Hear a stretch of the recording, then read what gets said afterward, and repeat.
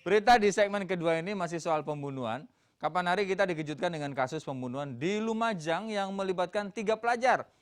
Pelakunya adalah 2 siswa SMP dan 1 siswa SMA yang tega menghabisi nyawa temannya sendiri.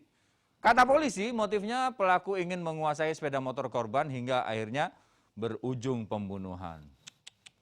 Awak dewe ini terus terang hanya bisa ngelus dodo ya.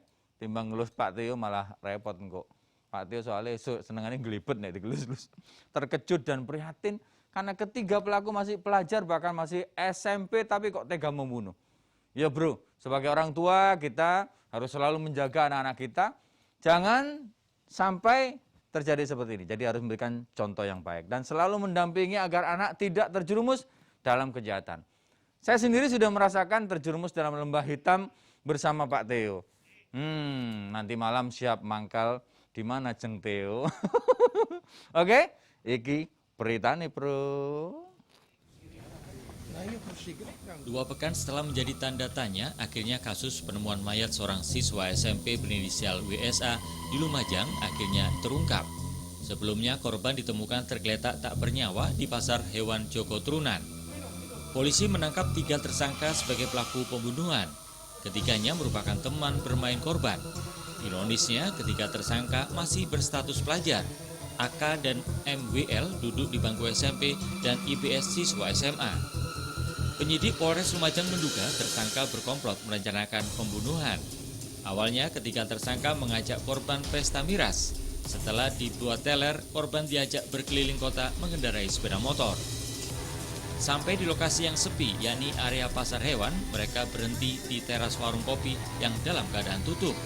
Ketiga pelaku lantas mengeroyok korban dengan batu dan celurit. Awalnya polisi menduga korban tewas akibat dibegal karena motornya raib. Namun setelah diselidiki, pelaku adalah teman korban sendiri. Otak dari perencanaan pembunuhan ini siapa Dan? Dari 3 pelaku ini? Tersangka inisial AK. Eksekutornya kan?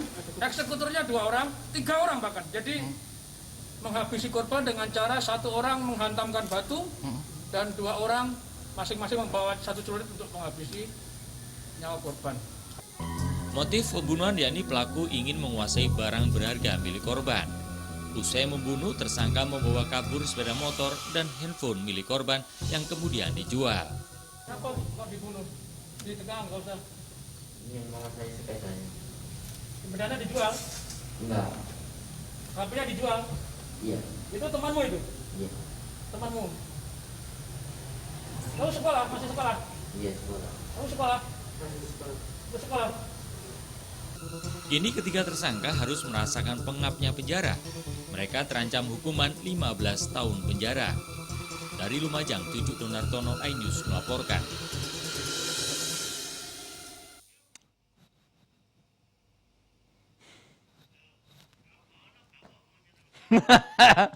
Enggak, ini kan ya pasti yang di rumah juga menghela menghela nafas ya.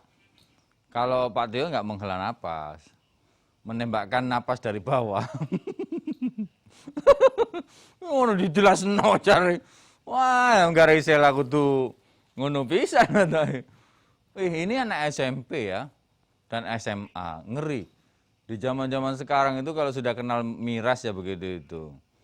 Miras Santika, Sela,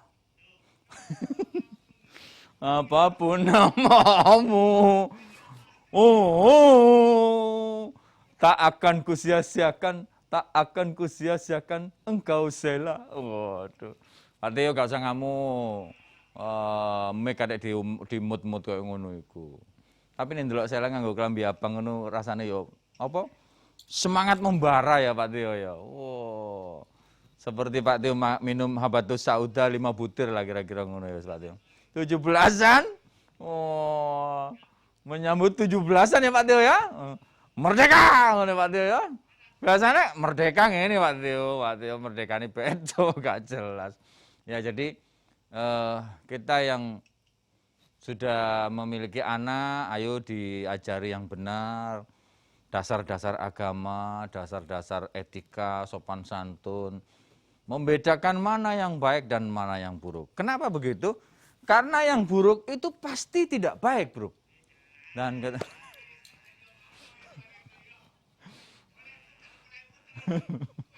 Dek Sela, bantu aku dong Dek Sela. Tolong Dek Teo, Pak Teo itu kamu pegang kelingkingnya. Terus sudah itu ketokan sudah itu. Yang buruk itu pasti tidak baik, bro. Makanya itu kita sebagai orang tua ya yang sudah punya anak harus mengajarkan hal-hal yang baik. Karena hal-hal yang baik itu bisa menghindarkan kita dari keburukan. Jadi itu yang perlu kita tanamkan kepada anak. Kenapa? Karena kebaikan itu sama dengan kebenaran, bro. Dan ketika kebenaran itu terjadi, maka kita menjauhi dari yang namanya keburukan. Dan kalau keburukan yang kita temui atau kita lakukan, maka kita akan jauh dari yang namanya kebaikan. Ya, jadi kan aku mulus seperti cintaku padamu, Sela, ya kan, ini seperti itu. Jadi kita harus mengajarkan kepada mereka supaya mereka tahu mana yang baik dan mana yang buruk, ya kan. Mana Pak Teo, mana Pak Haji, ya seperti itu. Jadi kan keburukan dan kebaikan, mana Pak Teo, mana Pak Haji, ya kan. Kan nggak mungkin saya ngomong Pak Haji keburukan, dikaploki wong akeh aku kok. Jelas noman. Jadi kebaikan akan membawa kita jauh dari keburukan, dan keburukan akan menghindarkan kita senantiasa dari hal-hal yang tidak diinginkan karena kita berbuat baik.